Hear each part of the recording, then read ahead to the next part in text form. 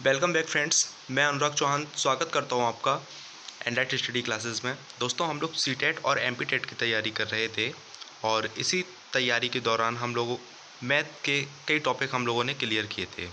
अब मैथ के topic clear करने के साथ साथ मैं पर्यावरण अध्ययन यानी कि ईवीएस के विषय में भी थोड़ा चर्चा करना चाहता हूं आप लोगों के साथ। तो आज इसीलिए मैं सीटेट और एमपीटेट की ईवीएस का सिलेबस सबसे पहले आपको दिखा रहा हूँ, जो हम लोगों की स्क्रीन पे शेयर किया गया है। और इसके बाद हम लोग एक टॉपिक को शुरुआत से पढ़ेंगे और आगे बढ़ेंगे दोस्तों। ठीक है। तो दोस्तों, जैसा कि हम लोगों को नोटिफिकेशन में या फिर जो पैटर्न है सीटेट का और एमपीटेट का, और नोटिफिकेशन में जो हम लोगों को सिलेबस दिया है, ये सिलेबस उसी के आधार पर बेस्ड है। ये सीटेट का सिलेबस है बेसिकली, और जो मिलता जुलता है एमपीटेट से भी दोस्तों। तो इसमें क्या होता है, जो 15 नंबर के हम लोगों की जो थ्योरी पोर्शन है वो 15 नंबर का आता है, और 15 ही नंबर की हम लोगों की पेडागोजी आती है सीटेट में, और यही एमपीटेट में भी नोटिफिकेशन में दिखा रहा है दोस्तों। तो इस तरीके से 15-15 नंबर का दोनों का जो सिलेबस है, अगर इसको देखा जाए तो 15 नंबर इसके और 15 नंबर पेडागोजी के, दोनों मिला के टोटल नंबर हो जाते हैं हम लोगों के 30। इन 30 नंबर के लिए हम लोगों को जो टॉपिक्स तैयार करने हैं वो ये हैं दोस्तों। एक और ख़ास बात, हम लोग देखते हैं कई चैनल पे कि सीटेट की तैयारी के लिए या टीचिंग एग्ज़ाम की जो तैयारी होती है उनमें वो लोग कई तरीके से हम लोगों को पढ़ाते हैं और कुछ अलग ही टॉपिक पढ़ाने लगते हैं। नदियाँ, पहाड़, ये सब चीज़ें उनकी चलती रहती हैं, ठीक है, ईवीएस के नाम पर। तो दोस्तों, आप लोग कभी भ्रम में मत आइए। सीटेट की एक खासियत है, वो जो कहता है वही करता है। यानी कि उसने जो हम लोगों को टॉपिक दिए हैं, ठीक है, जो निर्धारण किया है, वह उससे बाहर कभी नहीं जाता। ये उसका 100% डैम श्योर गारंटी वाली चीज़ है। अगर आपको यकीन ना हो तो आप प्रीवियस ईयर के पेपर भी देख सकते हैं। तो दोस्तों, इसमें देखिए, पहला जो टॉपिक है वो है परिवार एवं मित्र। इसमें वह हम लोगों से जानना चाहता है कि परिवार क्या होता है, परिवार में किस तरीके के परिवार होते हैं, परिवार की विशेषताएं क्या हैं। ठीक है। तो इसमें हम लोगों को परिवार को समझना होता है, क्योंकि परिवार जो है वो पर्यावरण की, या फिर हमारे पर्यावरण होता क्या है एक्चुअली में। पर्यावरण होता है हमारे आसपास का क्षेत्र, हमारे आसपास का जो क्षेत्र होता है उसे हम लोग समाज कहते हैं, और समाज की जो मौलिक इकाई है वह परिवार होता है। मित्र भी हम लोगों के समाज के हिस्सा हैं। तो इस तरीके से ये जो ईवीएस है, एनवायरनमेंट स्टडीज़, वो पूरा परिवार पर बेस्ड है। उसके बाद हमारे पर्यावरण में क्या आता है, जंतु आते हैं, पौधे आते हैं, भोजन पोषण, इसके ऊपर जल, आश्रय, कौन व्यक्ति कहाँ रहता है, किस तरीके से, मतलब लकड़ी के बांस वाले मकान कहाँ पर पाए जाते हैं, जम्मू कश्मीर का जो इलाका है वहाँ पर किस तरीके के घर पाए जाते हैं, हमारा यातायात नियम क्या है। इस तरीके के प्रश्न वो नॉर्मली क्वेश्चन पूछता है, कुछ बहुत ज़्यादा टफ नहीं। लेकिन हम लोग इसका जो अध्ययन करेंगे थ्योरी पोर्शन का, बड़े आराम से करेंगे और एक एक चीज़ को इसमें समझेंगे। अगला टॉपिक है, इसमें हम चीज़ें कैसे बनाते हैं, पर्यावरण और पारिस्थितिकी। इस तरीके से हम लोगों की 8 टॉपिक हैं जो थ्योरी पोर्शन को कवर किए हुए हैं। इसके बाद अगर बात की जाए पेडागोगी की, तो पेडागोगी में भी लगभग 8 ही टॉपिक हैं। और पर्यावरणीय अध्ययन, इसमें मतलब किस तरीके से बच्चों के बीच में पर्यावरण अध्ययन को समझाया जाता है, इसकी क्या उपयोगिताएं हैं, ठीक है। अधिगम के सिद्धांत, मतलब किस तरीके से क्या सिद्धांतों का उपयोग किया जाता है। सामाजिक विज्ञान और विज्ञान के बीच में संबंध किस तरीके से स्थापित किए जाते हैं छात्रों के बीच में, इसमें क्या समस्याएं आती हैं। शिक्षण के तरीके पर्यावरण अध्ययन में, मतलब शिक्षक की क्या भूमिका रहेगी, किस तरीके से शिक्षक पर्यावरण अध्ययन को छात्रों को समझा सकता है, ठीक है। इसमें लिंग भेद की जो समस्याएं आती हैं वो चीज़ें भी डिस्कस की जाती हैं। इसमें प्रयोगात्मक कार्य, गतिविधियां, सतत एवं व्यापक मूल्यांकन, मतलब जो चीज़ें हम लोगों ने बच्चों को पढ़ा दी हैं उसका हम लोग एनालिसिस कैसे करेंगे, मूल्यांकन किस तरीके से होगा, ये चीज़ें, क्या क्या चीज़ों की आवश्यकता पड़ती है बच्चों को समझाने के लिए। तो इस तरीके से हम लोग पेडागोगी को भी डिस्कस करेंगे दोस्तों। तो आज मैं आपके बीच में शुरुआत करता हूँ पहला टॉपिक उठाकर, पर्यावरण और पर्यावरण का परिवार एवं मित्र दोस्तों। ठीक है। तो शुरुआत करते हैं पहले टॉपिक से, परिवार से। तो परिवार दोस्तों एक्चुअली में हिंदी भाषा का शब्द है, और हम लोग इस शब्द से भली भांति परिचित हैं दोस्तों। ठीक है। कुछ खास बताने की आवश्यकता है नहीं, लेकिन फिर भी देखते हैं क्या है। परिवार एक्चुअली में अंग्रेजी भाषा का हिंदी रूपांतर, अंग्रेजी भाषा के फैमिली वर्ड का किसका? फैमिली। फैमिली वर्ड का हिंदी रूपांतरण है दोस्तों, ठीक है। और फैमिली जो शब्द है वो लैटिन भाषा के फैमुलस वर्ड से आया है, और जो फैमुलस वर्ड है उसका अर्थ होता है ऐसा समूह, ऐसा ग्रुप जिसमें माता पिता और बच्चे हों दोस्तों। यानी कि इसमें कितने लोग होने चाहिए? एक तो पेरेंट्स यानी कि माता पिता, जिन्हें हम लोग हस्बैंड वाइफ भी कह सकते हैं, और उनके बच्चे, ठीक है। ये सब लोग मिलके जिस ग्रुप को बनाते हैं, यानी कि जिस समूह का निर्माण करते हैं, उस समूह को ही हम लोग परिवार या फिर फैमिली कहते हैं दोस्तों, ठीक है। इसमें एक चीज़ और है, अगर सिर्फ पति पत्नी आ जाएं, ठीक है, तो यह हम लोगों का परिवार नहीं कहलाएगा दोस्तों। तो ये क्या कहलाएगा? ये कहलाएगा विवाहित जोड़ा, यानी कि ये कपल कहलाएगा हम लोगों का, ठीक है। पेयर कहलाएगा लोगों का, दो जोड़ा मतलब पेयर हो गया, कपल हो गया, मतलब बेसिकली कपल कह सकते हैं इनको। लेकिन इनको अगर हम लोग कहते हैं ये एक परिवार है, तो ये दोस्तों परिवार नहीं है। परिवार होने के लिए पति पत्नी के साथ में उनके बच्चे का होना भी आवश्यक है। अगर उनके बच्चे नहीं हैं तो वह जो मतलब समाजशास्त्रियों ने जो मतलब धारणा दी है, समाजशास्त्री दृष्टिकोण के अनुसार आदर्श परिवार की श्रेणी में उनको नहीं रखा जा सकता है दोस्तों, ठीक है। अब इसमें एक चीज़ और है, अगर जो विवाहित जोड़ा है ये, ठीक है, सिर्फ पति पत्नी है, इसमें बच्चे नहीं हैं, तो ये जो विवाहित जोड़ा है इसको हम लोग गृहस्थ कह सकते हैं। क्या कह सकते हैं दोस्तों? गृहस्थ। गृहस्थ, ठीक है। एक गृहस्थ जो है वो परिवार हो सकता है, ठीक है। समझने वाली चीज़ है कि ये जो गृहस्थ है वह परिवार बन सकता है इन फ्यूचर, लेकिन जो परिवार है वो, सॉरी मैं उल्टा बोल गया यहाँ पर, जो परिवार है उसमें गृहस्थ हो सकते हैं, लेकिन एक गृहस्थ जो है वह परिवार नहीं हो सकता दोस्तों। मतलब आप बात को समझे, गृहस्थ जो है यानी कि जो एक आदर्श परिवार है, ठीक है, इसमें पति पत्नी है, उसके बाद उनके बच्चे हैं। अब ये जो बच्चे हैं इन फ्यूचर हो सकता है इनकी भी शादी होगी, होगा क्या, वो कन्फर्म बातें होनी है। तो जब ये बच्चों की शादी होगी तो ज़रूरी नहीं शादी होने के तुरंत बाद बच्चे हों, तो ये जो बच्चे होंगे ये भविष्य में क्या हो जाएंगे? ग्रस्त हो जाएंगे। लेकिन अगर ये कहा जाए कि सिर्फ यहाँ पर पति पत्नी होती है, ठीक है, तो ये परिवार है, तो परिवार नहीं है दोस्तों। तो ये एक समझने वाली चीज़ है कि सभी परिवार जो हैं वो ग्रस्त तो होते हैं, लेकिन सभी ग्रस्त जो हैं वो परिवार नहीं होते हैं दोस्तों, ठीक है। मेरे ख्याल से ये चीज़ आपको बड़े आराम से समझ में आई होगी। इसके बाद परिवार जो है सामाजिक संगठन की मौलिक इकाई होती है। देखिए, एक गृहस्थ है, पति पत्नी का जोड़ा है, वो बच्चे आते हैं जब उसमें, तो वह परिवार बनता है। और ऐसे परिवार, कई परिवार मिलके एक समुदाय बनाते हैं, और ऐसे कई समुदाय मिलकर बनाते हैं एक समाज को दोस्तों, ठीक है। आगे कभी इस लेक्चर के बाद मैं आपको समुदाय और समूह में और समाज में क्या अंतर होता है ये भी कभी मतलब समझा दूंगा। हालांकि इतना डिटेल में कभी क्वेश्चन आया नहीं है, ना आएगा। इस टॉपिक से मात्र अभी तक 2016 में एक क्वेश्चन आया हुआ है, लेकिन हम लोगों को पढ़ना सब कुछ है, क्योंकि पता नहीं एग्जामिनर कब क्या पूछ दें, कुछ कह नहीं सकते दोस्तों। तो हम लोग छोड़ेंगे कुछ नहीं, पढ़ेंगे सब। तो इसी तरीके से हम लोगों को चीज़ों को समझना है। इसके बाद परिवार से बालक की प्रारंभिक शिक्षा प्रारंभ होती है। हाँ दोस्तों, परिवार से ही बच्चा जो है वह अनुशासन सीखता है, प्रेम सीखता है, सहयोग की भावना भी उसकी परिवार से ही शुरुआत होती है दोस्तों, ठीक है।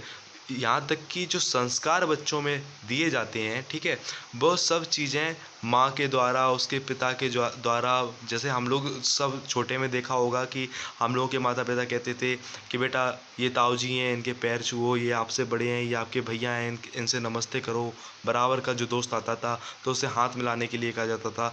तो ये सब चीज़ें हम लोगों को कहाँ से सीखने को मिलती हैं? ये हमको परिवार से सीखने को मिलती है। ये हम लोगों की प्रारंभिक शिक्षा होती है। हम लोगों को ABCD या काउंटिंग से हैं, ठीक है, इस तरीके की चीज़ें, बॉल्स मतलब चीज़ों को पहचानना, ये सब जो चीज़ें हैं, ये सब प्रारंभिक चीज़ें हम लोगों को परिवार से ही सीखने को मिलती हैं दोस्तों, ठीक है। तो उम्मीद है इसमें कुछ आपको कठिन नहीं लगा होगा, ये सब चीज़ें सरल थी, समझ में आई होंगी दोस्तों, ठीक है। इसके बाद बात करें परिवार की विशेषताएं, तो परिवार की विशेषताएं क्या होती हैं दोस्तों? एक विशेषता है वंशानुगत संबंध की। तो वंशानुगत संबंध के अनुसार कुछ विशिष्ट गुण एक पीढ़ी से दूसरी पीढ़ी में मिलते हैं दोस्तों। ये चीज़ आप बड़े आराम से इसको देख सकते हैं कि आपके माता पिता अगर भक्ति भाव ज़्यादा रखते हैं तो कई बार आपने देखा होगा कि आप में भी कहीं ना कहीं भक्ति भाव होता है। अगर आपके पिता दान पुण्य करने में ज़्यादा विश्वास रखते हैं तो आप भी दान पुण्य में ज़्यादा विश्वास रखेंगे। तो कुछ ऐसे गुण होते हैं जो हम लोगों को एक पीढ़ी से दूसरी पीढ़ी में मिलते हैं। इसके बाद सामाजिक संस्था, मैं पीछे भी डिस्कस कर चुका हूँ कि परिवार एक मौलिक इकाई है जो सामाजिक संगठन की मौलिक इकाई होती है परिवार, ठीक है। तो वो एक परिवार मिलके समुदाय का एक गृहस्थ मिलके परिवार बनाता है और ऐसे कई परिवार मिलके समाज बनाते हैं और समाज से हम लोगों का समुदाय बनाते हैं और समुदाय से हम लोगों के समाज बनते हैं। तो कुल मिला के मौलिक इकाई क्या हुई हम लोगों की? परिवार। इसके बाद सामाजिक सुरक्षा, सभी सदस्य सुरक्षित महसूस करते हैं और विकास के लिए महत्वपूर्ण है, जो विकास के लिए महत्वपूर्ण है। यानी कि हम लोग अपने घर में परिवार में किसी से कभी इनसिक्योर फील नहीं करते हैं। किसी से हम लोगों को ये नहीं फील होता है कि इस व्यक्ति से हम असुरक्षित हैं, भाई से हम असुरक्षित हैं, बहन से हम असुरक्षित हैं, माँ से हमें कोई खतरा हो सकता है या पिताजी से हमें कोई खतरा हो सकता है। ऐसी भावना हम लोगों के मन में नहीं आती है और हम सब लोग एक दूसरे की सुरक्षा के लिए तत्पर रहते हैं। याद होगा आपको जब आप कभी छोटे में साइकिलिंग कर रहे होंगे, ठीक है, तो आप जब गिरे होंगे और आपका भाई या आपकी बड़ी बहन आपके साथ में होगी तो झट उसने आपको उठाया होगा और तुरंत आपको उसने सहारा दिया होगा, आपको रोने से रोका होगा। ये ऐसी कई चीज़ें होती हैं। आपकी जब लड़ाई होती है समाज में किसी से तो आपका बड़ा भाई या आपकी बड़ी बहन उससे लड़ने के लिए आपको पीछे करके खुद आगे आ जाते हैं। तो इस तरीके से हम लोगों को समाज से जो सुरक्षा प्रदान होती है वो हम लोगों को परिवार के सदस्यों के द्वारा ही होती है, परिवार के द्वारा होती है। इसके अलावा आर्थिक व्यवस्था परिवार के सदस्य अपने सदस्यों की आर्थिक स्थिति को बेहतर बनाने के लिए वित्त की व्यवस्था भी करते हैं दोस्तों।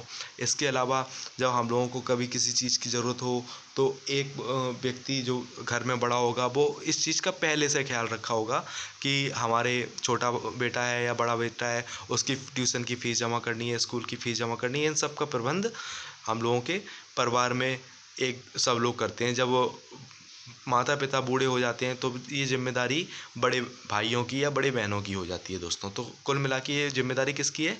परिवार की।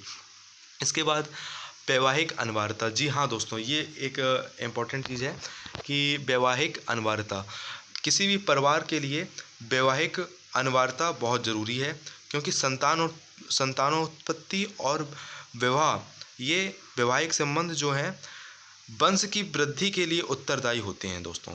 ये किसके लिए उत्तरदायी होते हैं? वंश की वृद्धि के लिए। और इसके लिए सबसे ज़्यादा इम्पोर्टेंट होती है वैवाहिक अनिवार्यता।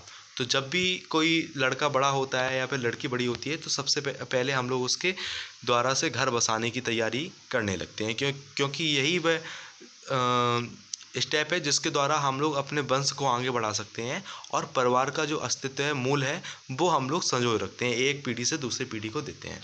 तो इस तरीके से कुछ ये विशेषताएं हैं हम लोगों की परिवार की।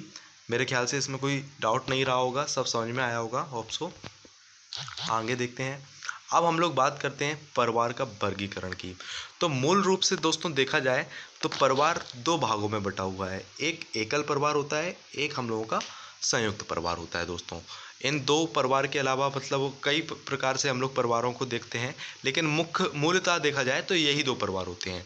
एक, सबसे पहले हम लोग बात करते हैं एकल परिवार की, फिर बात करेंगे संयुक्त परिवार की।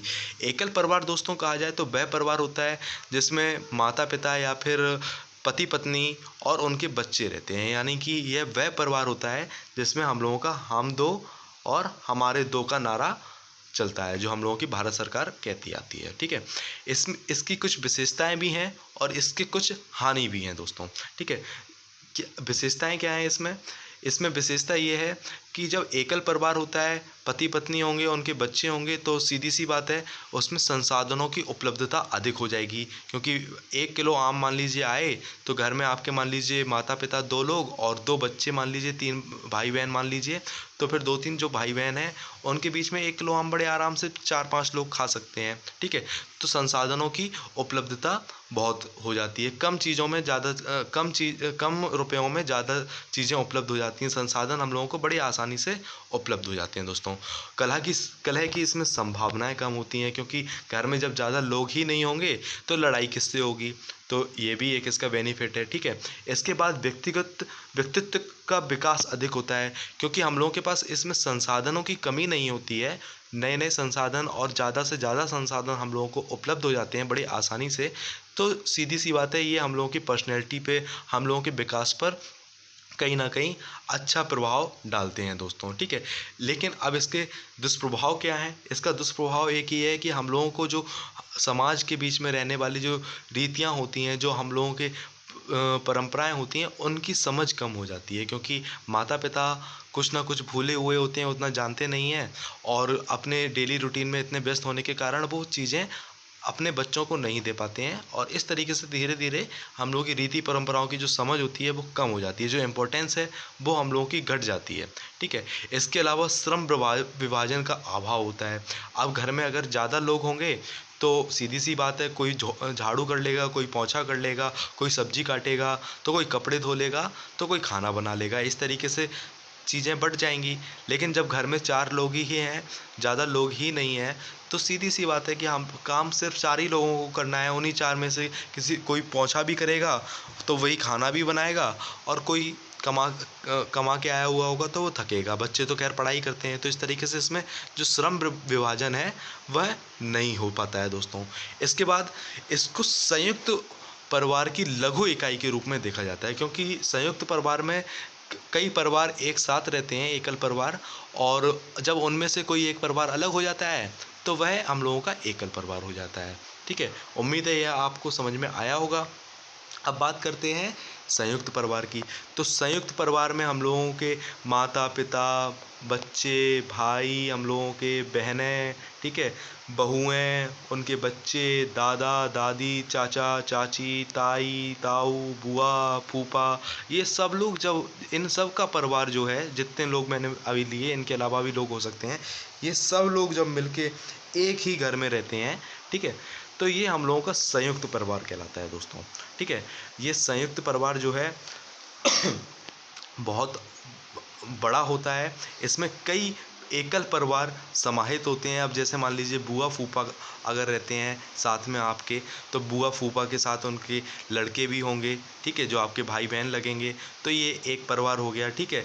आपके अगर चाचा चाची भी साथ में रहते हैं, उनका परिवार हो गया, ठीक है। एक आपके ताई ताऊ हो गए, उनका परिवार हो गया। आपके भाई बहन हैं, यदि उनकी शादी हो गई है तो उनका परिवार हो गया, ठीक है। और एक आपका परिवार जो आपके माता पिता के साथ चल रहा होगा, ऊपर सबसे ऊपर बैठे होंगे हम लोगों के हेड, दादी बाबा, ठीक है। तो इस तरीके से जो परिवार बनेगा वह हम लोगों का संयुक्त परिवार हो जाएगा। अब आप समझ सकते हैं, जब इतने सारे लोग एक ही घर में रह रहे होंगे तो वहाँ पे संसाधन की अल्पता होगी ही, क्योंकि मान लीजिए, अब यहीं से समझ लीजिए, जितने लोग लिखे हुए हैं, तो अगर 10 लोग भी एक परिवार में हैं तो 1 किलो आम आएंगे तो झीना झपटी अधिक होगी, क्योंकि वहाँ पे चीज़ें कम आएंगी, खाने वाले लोग ज़्यादा होंगे, यानी कि उपभोक्ता अधिक होंगे, और वहाँ पर जो प्रोडक्ट है, प्रोडक्टिविटी है, वो कम होगी, उत्पादन जो है वो कम होगा। तो सीधी सी बात है, संसाधनों की अल्पता होगी, ठीक है। लेकिन इसमें एक चीज़ और है, जब हम लोग भरे पूरे परिवार में रहते हैं तो हम लोगों में एक आदर्श नागरिकों का गुण आ जाता है कि किसके साथ किस तरीके से हम लोगों को रहना है, किस तरीके से हम लोगों को चीज़ों को सँजो के रखना है, ठीक है, कहाँ पर किससे झुकना है, किसको सम्मान देना है, किसकी बात माननी है। ये आदर्श नागरिकों के जितने भी गुण होते हैं वो सब हम लोगों में विकसित हो जाते हैं, क्योंकि एक भरा पूरा परिवार जो एक खुद में समाज होता है, वो हम लोगों को ये चीज़ें धीरे धीरे सिखा देता है। इसके बाद हमें सामाजिक सुरक्षा की भावना भी विकसित हो जाती है, क्योंकि जब इतना भरा पूरा परिवार हम लोगों के साथ में रहता है तो कहीं ना कहीं हम लोगों की धौंस भी अधिक हो जाती है, हम लोगों की ताकत अधिक हो जाती है। समाज का दूसरा व्यक्ति भी हम लोगों से लड़ने में थोड़ा कचपटाता है। ये हम लोगों के नॉर्मल सी चीज़ें हैं, हम लोग देखते आते हैं। घर में अगर 4 भाई हैं और छोटा भाई अगर कहीं परेशान है, कि कोई उसको सताने की कोशिश नहीं करता है नॉर्मली, क्योंकि उन्हें मालूम है कि इसके 3 बड़े भाई और हैं, अगर मैं इससे लड़ूंगा तो वो तीनों भाई मिलके मुझे बहुत कूटने वाले हैं। तो इस तरीके से जो चीज़ें होती हैं वो हम लोगों की सामाजिक सुरक्षा की भावना जो है वो विकसित करती हैं। इसके बाद जो रीति परंपराएं हैं उनकी समझ अधिक होती है इन परिवारों में। तो इसमें क्या है, सीधी सी बात है, मान लीजिए अगर आप कोई परंपरा है या कोई रीति है उसको करने में भूल चूक कर रहे हैं, तो आपकी दादी हैं, बाबा हैं, ठीक है, भाई बहन या बुआ हैं, चाची ताऊ, वो कोई ना कोई आपको उसके बारे में जानकारी दे देंगे, आप उन चीज़ों को समझ जाएंगे। तो इस तरीके से हम लोगों की जो रीति परंपराएं हैं उनकी समझ अधिक हो जाती है। श्रम विभाजन इसमें हो गई, आप समझते ही हैं, जब इतने सारे लोग हैं तो कोई झाड़ू करेगा, कोई पोंछा करेगा, इस तरीके से सबके काम बँट जाएंगे। जब काम बढ़ जाएंगे तो हम लोगों को सीधी सी बात है श्रम विभाजन हो जाएगा। एक्चुअल में जो भारत है, भारत का जो सामाजिक परिवेश है उसका जीवन आधार संयुक्त परिवार ही है। हम लोग हमेशा ये समझते हैं, ये कहानी हम लोगों ने सुनी है कि बंधी बढ़नी मजबूत होती है, ठीक है। तो ये हमेशा हम लोगों को छोटे से ही शिष्टाचार के नियमों में सिखाया जाता है कि हम लोगों को बंध कर रहना है, संगठन में शक्ति है, ये नारा भी दिया जाता है। तो ये सब संयुक्त परिवार के लिए ज़रूरी हैं। तो ये जो संयुक्त परिवार है वही हम लोगों का यूनिटी का जो मूल मंत्र है वो संयुक्त परिवार से मिलता है। और भारतीय सामाजिक परिवेश में जीवन का आधार किसे माना जाता है दोस्तों? तो माना जाता है संयुक्त परिवार को दोस्तों। इसके अलावा इन जो ये तो मुख्य हम लोगों के वर्गीकरण हो गए। इसके अलावा भी मातृ स्थान परिवार, कुछ ऐसे परिवार भी होते हैं जो अपनी माँ के मतलब मैटरनल हाउस जो होता है, यानी कि जो माँ का जो घर है वहाँ पर रहते हैं। माँ के परिवार के साथ में जब हम लोग रहते हैं तो उसे हम लोग मैटरनल परिवार कहते हैं, मातृ स्थान परिवार, यानी कि ममाने में जैसे हम लोग कह सकते हैं, रहने को हम लोग मातृ स्थान परिवार कहते हैं। पितृ स्थान परिवार जब हम लोग पिता के परिवार के साथ में रहते हैं, यानी कि जो हम लोगों का नॉर्मली घर होता है वहाँ पर रहते हैं, तो वो हम लोगों का पितृस्थान परिवार होता है। ये दोनों जो परिवार हैं एक प्रकार से देखा जाए ये क्या कहते हैं, एकल परिवार या संयुक्त परिवार, दोनों के उदाहरण मिल सकते हैं इसमें, ठीक है। तो समझ गए होंगे इनके बारे में। एक होता है हम लोगों का वैवाहिक परिवार। बेसिकली ये एकल परिवार का हिस्सा माना जाता है। इसका मुख्य उद्देश्य जो है इसे संतान बढ़ाने वाला परिवार भी कहते हैं। और इसमें जो है एक के बाद एक विवाह के बाद जो परिवार बनता है उसे हम लोग वैवाहिक परिवार कहते हैं। यानी कि जैसे मेरा परिवार है, मेरे बाद मेरा बच्चा हुआ, उसका परिवार, इस तरीके से जो सिंगल एकल परिवार चलते चले जाते हैं, ठीक है, वो हम लोगों का वैवाहिक परिवार होता है और इसे संतान बढ़ाने वाला परिवार भी कहते हैं। इसके बाद समरक्त परिवार। समरक्त परिवार ये इसे हम लोग अभिविन्यास परिवार भी कहते हैं। ये जो है हम लोगों का संयुक्त परिवार का उदाहरण है। किसका उदाहरण है दोस्तों? संयुक्त परिवार का उदाहरण है ये। और इसमें क्या है, इसमें समान रक्त समूह के लोग सम्मिलित होते हैं। यानी कि आपके दादी बाबा का जो खून है, उनसे जो बने आपके माता पिता, फिर आप, इस तरीके से एक ही खून से जिन लोगों की उत्पत्ति हुई होती है उनका जो समूह हो, ऐसे परिवार का लोगों का जो परिवार हो उसे हम लोग समरक्त परिवार कहते हैं दोस्तों। उम्मीद है ये चीज़ भी समझ में आई होगी। अब हम लोग अगर बात करें तो बात कर सकते हैं हम लोग परिवार के महत्व की दोस्तों। क्या इम्पोर्टेंस होती है एक परिवार की समाज में, ठीक है। तो बात उस पर बात करते हैं। तो परिवार का महत्व जो है, बालक का सर्वप्रथम सामाजिकरण जो है वो होता है हम लोगों के परिवार में। परिवार ही वह स्थान होता है जहाँ बालक का समाजीकरण किया जाता है दोस्तों। इसमें बड़े लोग जो हैं जैसा आचरण करते हैं वैसा ही आचरण हम लोगों के बच्चे करते हैं, ठीक है। जो जिस तरीके की बातें हम लोगों के बड़े लोग करेंगे, हम लोग करेंगे, वही चीज़ें हम लोगों के बच्चे सीखते हैं। आपने गौर किया होगा, अगर किसी के घर में कोई बड़े सभ्य तरीके से अंग्रेजी में बात करता है तो बच्चे भी उस माहौल में रहकर अंग्रेजी में ही बात करना सीखते हैं। अगर घर में गाली गलौज वाला माहौल है, वहाँ पर अगर बदतमीजी की बातें होती हैं तो बच्चे भी स्वाभाविक रूप से वही सब चीज़ें सीखते हैं, ठीक है। इसके बाद परिवार की सामाजिक स्थिति बालक के सामाजिक विकास को प्रभावित करती है। जी हाँ दोस्तों, जिस तरीके का आपके परिवार का सामाजिक स्टेटस होगा उसी तरीके से आपके बच्चों का सामाजिक स्टेटस भी विकसित होगा दोस्तों। ये बहुत इंपॉर्टेंट चीज़ है, इसीलिए लोग कोशिश करते हैं कि हम लोग हाई सोसाइटी में रहें, हम लोगों का की स्थिति समाज में बहुत अच्छी हो, हाई प्रोफाइल बनने की कोशिश करते हैं, क्योंकि इन सब चीज़ों का असर हम लोगों के बच्चों पर पड़ता है दोस्तों, ठीक है। इसके बाद माता पिता के स्वास्थ्य और शारीरिक रचना का प्रभाव बच्चों पर पड़ता है। ये हम लोग बखूबी जानते हैं। किसी के अगर माता पिता बहुत लंबे चौड़े हैं तो उनके जो बच्चे होंगे वो भी लगभग संभवतः उनके बराबर ही होते हैं, लंबे चौड़े होते हैं, मतलब अच्छे शरीर वाले होते हैं। अगर किसी के माता पिता की हाइट अधिक नहीं है, शारीरिक रूप से वो कमज़ोर हैं, तो उनके बच्चे भी कमज़ोर होते हैं। अगर उनमें इम्यूनिटी पावर कम है माता पिता में, तो उनके बच्चे भी रोगों से पीड़ित ही रहते हैं दोस्तों, ठीक है। उनकी भी इम्यूनिटी कम होती है, वो बात अलग है। कुछ अपवाद स्वरूप चीज़ें हम लोगों के सामने आती हैं, ठीक है। इसके बाद बालक के उचित शारीरिक विकास में उसे अपने परिवार से प्राप्त प्रेम एवं सुरक्षा की भावना का अहम योगदान होता है। जी हाँ दोस्तों, अगर आप अपने बच्चे को शारीरिक रूप से अच्छे से विकसित करना चाहते हैं, तो अपने परिवार में प्रेम और सुरक्षा की भावना बच्चों के प्रति ज़रूर दिखाइए। उन्हें कभी बहुत ज़्यादा डांटिए नहीं, उन्हें हर चीज़ में रोकिए नहीं कि ये मत करो, ऐसा मत करो। उनमें डर का भाव उत्पन्न नहीं करना चाहिए दोस्तों। आप जानते हैं बच्चे जो होते हैं उनमें डर का भाव पैदा नहीं होता, वो ये चीज़ें पेट से सीख के नहीं आते, हम लोग उनको डराते हैं। बच्चा इतना छोटा होता है, वो नहीं जानता, अगर सांप भी निकल जाए उसके सामने तो वो उसे भी पकड़ के खींच लेगा। लेकिन हम लोग उसे डराते हैं कि उसको छूना मत, गर्म चीज़ रखी है, तो हम लोग उसे समझाएंगे कि इसको मत छूना, ये जला देगा। इस तरीके से हम लोग उसको उसमें डर का भाव उत्पन्न करते हैं। कुछ चीज़ों के लिए डर ज़रूरी भी होता है, लेकिन हर चीज़ में हम लोगों को ये चीज़ नहीं करनी चाहिए। बच्चा खेल रहा है, नहीं ऐसे मत खेलो, ये हो जाएगा, वो हो जाएगा, उसे खेलने दो, उसका डेवलपमेंट होगा इन चीज़ों से, ठीक है। तो एक ये चीज़ हो गई। प्रेम बच्चों को करना चाहिए, उनसे कभी डांट फुसकार के बात नहीं करनी चाहिए, उनकी सुरक्षा करनी चाहिए। हाँ, उन्हें जो जिस चीज़ से प्रॉब्लम हो सकती है, जो उनके लिए हानिकारक है, उससे उन्हें बचाना ज़रूर है, लेकिन उसके लिए उन्हें आप डांटें, फटकारें या फिर उनको मतलब एक प्रकार से घृणा की भावना उनमें उत्पन्न हो, ऐसा कोई कृत्य नहीं करना चाहिए। इसके बाद माता पिता की शिक्षा का भी बच्चों के मानसिक विकास पर प्रभाव पड़ता है। जी हाँ दोस्तों, ये हम लोगों का एकदम फैक्ट बात है। अगर माता पिता होशियार होते हैं तो बच्चे भी होशियार होते हैं। एक तो ये आनुवंशिकी लक्षण के रूप में भी आता है। दूसरी चीज़, अगर आपके बच्चे को पढ़ाई में आवश्यकता पड़ती है किसी चीज़ की, बच्चा कमज़ोर है, तो आप अगर पढ़े लिखे हैं तो आप उस पर ध्यान देते हैं, उसकी शिक्षा पर ध्यान देते हैं।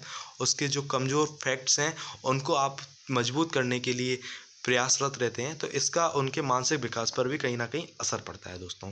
दूसरी चीज़, अगर आप पढ़े लिखे होंगे तो सीधी सी बात है, आप अपने घर का माहौल बहुत अच्छा रखने की कोशिश करेंगे, वेल एजुकेटेड तरीके से आप बिहेव करेंगे खुद भी। तो इन सब चीज़ों से भी बच्चों का जो मानसिक स्तर होता है, आईक्यू लेवल होता है, वो कहीं न कहीं डेवलप होता है दोस्तों, ठीक है। इसके अलावा जिस परिवार में माता पिता के अच्छे संबंध हों, जिनमें वे अपने बच्चों की रुचियों और ज़रूरतों को समझते हों, ठीक है। पहली चीज़ क्या, माता पिता में अच्छे संबंध हों और बच्चों की रुचियों को और ज़रूरतों को समझते हों और आनंद व स्वतंत्रता का वातावरण देते हों, तो इन सब चीज़ों से बच्चों के मानसिक विकास पर प्रभाव पड़ता है सकारात्मक रूप से, पॉजिटिव रूप से दोस्तों। यानी कि अगर माता पिता में कभी लड़ाई झगड़ा होता रहता है तो बच्चे, इसका असर बच्चों पर भी पड़ता है, वो डिप्रेशन का शिकार हो जाते हैं दोस्तों, ठीक है। तो कोशिश ये करनी चाहिए, हम लोगों के जो माता पिता हैं उनको बच्चों के सामने वेल बिहेव करना चाहिए। बच्चों के सामने क्या, घर में हमेशा अच्छा माहौल ही रखना चाहिए। कोई अगर विवाद भी है, कोई प्रॉब्लम है, तो हम लोगों को एक दूसरे के साथ बैठ के आराम से उस चीज़ को सुलझाना चाहिए, ठीक है। तो अच्छे संबंध जब बच्चों के सामने हम लोग रखते हैं तो उनका कहीं न कहीं पॉजिटिव असर उन पे पड़ता है। इसके अलावा आप बच्चों में उनकी रुचियों को और ज़रूरतों को समझते हैं, तो आप उनके लिए वो चीज़ें उपलब्ध कराएँगे। जब वो चीज़ें आप उपलब्ध कराएँगे तो उनका कहीं न कहीं पॉजिटिव असर उनके दिमाग पर भी पड़ेगा और शरीर पर भी पड़ेगा दोस्तों। और आनंद और स्वतंत्रता, बच्चों को स्वतंत्रता बहुत ज़रूरी होती है दोस्तों। और जब आप बच्चों को फ्रीनेस देंगे तो उनमें क्रियोसिटी जागती है, जिज्ञासा की भाव उनमें उत्पन्न होते हैं। कई चीज़ें वो सीखते हैं, कर अपने आप से करके खुद से सीखते हैं, और इन सब चीज़ों से उनका मानसिक विकास बहुत ज़्यादा होता है दोस्तों। तो आज जो हम लोगों ने टॉपिक डिस्कस किया दोस्तों, वो परिवार था दोस्तों। तो उम्मीद है ये पूरा टॉपिक आपको समझ में आया होगा। इसके अलावा कल मैं आपको मित्र और जो हम लोगों के संबंधी होते हैं उनके बारे में डिस्कस करूँगा। इसके अलावा जो इस टॉपिक से रिलेटेड इम्पॉर्टेंट चीज़ें होंगी वो भी मैं अगले टॉपिक में डिस्कस करूँगा। इसके बाद जब हम लोगों का ये टॉपिक पूरा कंप्लीट हो जाएगा तो हम लोग कुछ अपने आप से बने हुए क्वेश्चन जो हो सकता है अगली परीक्षा में आ सके, ऐसे क्वेश्चन हम लोग डिस्कस करेंगे दोस्तों। तो अगर आपको वीडियो पसंद आया हो, if you like the video, तो प्लीज़ हम लोगों का चैनल सब्सक्राइब कीजिए और इस वीडियो को शेयर कीजिए जिससे अधिक से अधिक लोगों को इसका लाभ मिल सके। और थैंक्स फॉर सपोर्ट। आप लोगों का जिस तरीके से प्रेम मिलता है हम लोगों को, उसके लिए हम तहे दिल से आपके आभारी हैं। और इसी तरीके से हम लोगों का मनोबल भी बढ़ाते रहिए, हम लोगों के साथ जुड़े रहिए, निश्चित आपको सफलता मिलेगी। आपके लिए हमेशा प्रयासरत हैं हम लोग। तो मिलते हैं दोस्तों अगले वीडियो में फिर से। तब तक के लिए जय हिंद, जय भारत, नमस्कार।